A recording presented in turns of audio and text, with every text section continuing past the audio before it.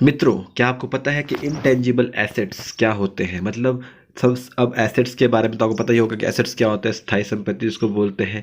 तो intangible assets का मतलब जो अमूर्त होती है, ऐसी स्थायी संपत्तियां कौन कौन सी होती है, क्या आप उनके बारे में जानते हैं? अगर आप उनके बारे में नहीं जानते हैं तो इस वीडियो में हम इसके बारे में डिस्कस करने वाले हैं। अब क्यों डिस्कस करने वाले हैं, सबसे पहला क्वेश्चन आपके दिमाग में यही ब्राइटनेस आपके दिमाग में आ रही होगी कि भाई आखिरकार हम इसके बारे में क्यों डिस्कस कर रहे हैं। तो डेली हम इस सीरीज के अंदर यूपीएससी के प्रीवियस ईयर क्वेश्चन को डिस्कस कर रहे हैं। तो यूपीएससी आज से 2023 के अंदर सीएससी में क्वेश्चन पूछ चुकी है। क्वेश्चन क्या है आपके सामने है क्वेश्चन, तो consider the investment in the following assets: brand recognition, inventory, intellectual property and mailing list of client. तो आप मुझे बताइए कि भैया इनमें से कौन कौन सी पूछी गई है कि considered as a intangible investment, कौन सी कंसीडर की जाएगी इन चारों में से।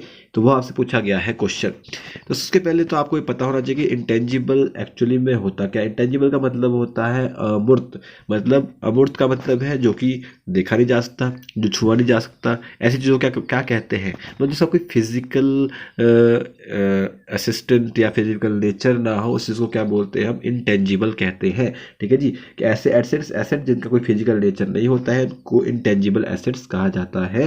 सिंस इंटेंजिबल एसेट्स की कोई शेप या कोई फॉर्म नहीं होती है और उनको ना ही आप मैनिपुलेट कर सकते हैं, ना ही उनको ऐसा है कि आप अपने जेब में रखो उसको भर के। ऐसा कुछ नहीं होता है। जैसे एक पत्थर होता है या कोई भी चीज़ होती है उसको आप छू सकते हैं, कुछ को आप पकड़ सकते हैं, लेकिन इंटेंजिबल का मतलब ही ये होता है कि उसको आप छू नहीं सकते, उसको फिजिकल नेचर नहीं है, परंतु फिर भी एग्जिस्ट करती है। वैसी एसेट्स होती क्या है? ठीक है, तो जैसे कि आपको बता दें, जैसे ब्रांड हो गया, गुडविल, इंटेलेक्चुअल प्रॉपर्टी वगैरह होती है, ये क्या होती है? आपकी इंटेंजिबल एसेट्स होती है। जैसे कि आपने नाम तो सुना होगा एडिडास। एडिडास क्या है? एक ब्रांड है। नाइकी एक ब्रांड है। उसी प्रकार से ये ब्रांड जो होते हैं, या फिर आपने आपके पास किसी चीज़ का कॉपीराइट है, कि अगर आपके पास किसी चीज़ का ट्रेडमार्क आपने लिया हुआ है, या फिर आपने किसी चीज़ का पेटेंट बना लिया है, ठीक है, तो वो क्या आपका एसेट हो जाता है और उसी को कहते हैं हम इंटेंजिबल एसेट्स कहते हैं।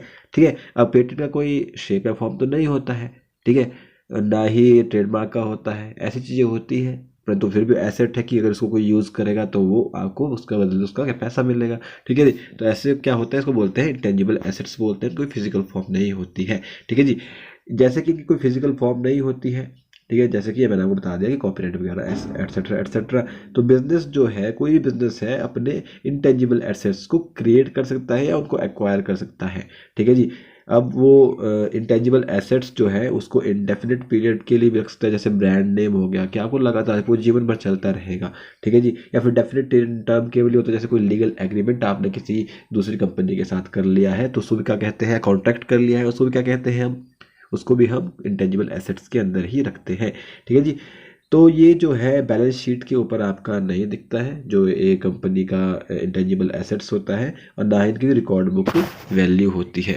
ठीक है जी, समझ सकते हैं आप इस चीज़ को। अब इंटेंजिबल एसेट्स को थोड़ा और अच्छे से समझते हैं। ठीक है जी, तो जैसे ये एसेट जो है इसको लॉन्ग टर्म मानते हैं हम, जिसकी वैल्यू जो है टाइम बाय टाइम इंक्रीज होती रहती है। ठीक है जी, कोई फिजिकल फॉर्म तो है नहीं। ठीक है, तो जो assets can be very valuable for the owner. ठीक है, क्योंकि अब देखो, अब कोई फिजिकल फॉर्म तो है नहीं, ना ही कभी जल सकते हैं, ना ही इनको कोई नुकसान हो सकता है। ठीक है जी, आप इनको बस खरीद या बेच सकते हैं, ऐसी चीज़ें हो सकती है बस। ठीक है जी, तो ये कोई भी बिजनेस अपने रखता है इंटेंजिबल एसेट्स। ठीक है, तो brand recognition, goodwill, intellectual property like trademark and copyright वगैरह, ट्रेडमार्क इसके बारे में बता चुका हूँ, पेटेंट्स वगैरह इसके बारे में है।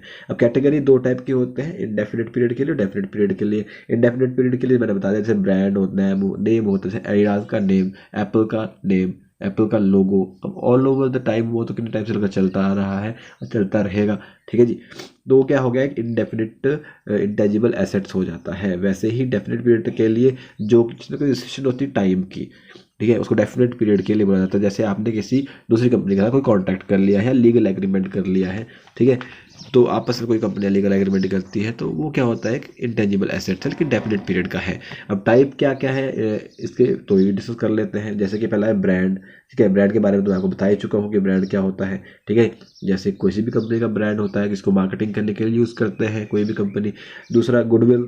ठीक है, गुडविल का मतलब है कि जिसमें कि transaction consider as the goodwill, जैसे कि कंपनी परचेज अनदर, दूसरी कंपनी कोई इंटेंजिबल एसेट्स खरीद लेती है या फिर दूसरी कंपनी को खरीद लेती है तो वो भी क्या हो जाता है, गुडविल हो जाती है। तो ऐसी चीज़ें होती है। Intellectual property like copyright, digital assets, franchisee, patents, trademark, trade secrets वगैरह क्या होती है, इंटेलेक्चुअल प्रॉपर्टी होती है।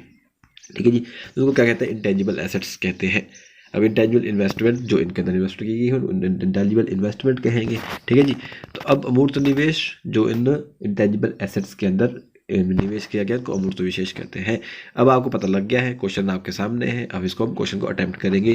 क्वेश्चन क्या था आपके सामने कि 4 स्टेटमेंट आपके सामने दी गई थी, मतलब 4 चीजें लिखी गई थी, brand recognition, inventory, intellectual property and mailing list of clients.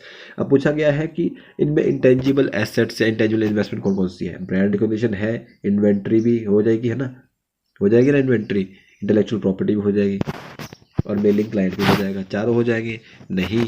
अब आपका आंसर क्या है, आंसर तो आपका सी है।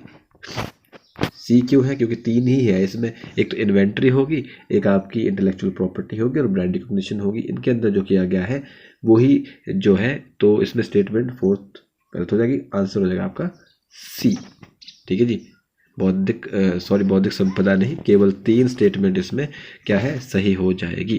ठीक है, अब कैसे, अब आप यहाँ पूरे डिटेल में पढ़ सकते हैं कि देखो इंटेंजिबल एसेट्स क्या क्या होती है, इसका फिजिकल फॉर्म नहीं होता है, ट्रेडमार्क, पेटेंट वगैरह। ठीक है जी, और इसके बारे में आपके सामने यहाँ जानकारी दी गई है। ठीक है जी, तो होप सो आपको वीडियो समझ आया होगा, इंटेंजिबल एसेट्स के बारे में आपने समझा होगा, क्योंकि अब ये सामने आप टर्म समझ सकते हैं आराम से। तो होप सो वीडियो को लाइक या डिसलाइक करके अपना फीडबैक ज़रूर दीजिएगा कि आपको वीडियो कैसा लगा, और अच्छा लगा हो तो लाइक कीजिएगा, बुरा लगा हो तो डिसलाइक करके अपना फीडबैक जरूर दीजिएगा। चैनल को सब्सक्राइब जरूर कीजिएगा। मिलते हैं नेक्स्ट वीडियो में, तब तक के लिए जय हिंद, जय भारत।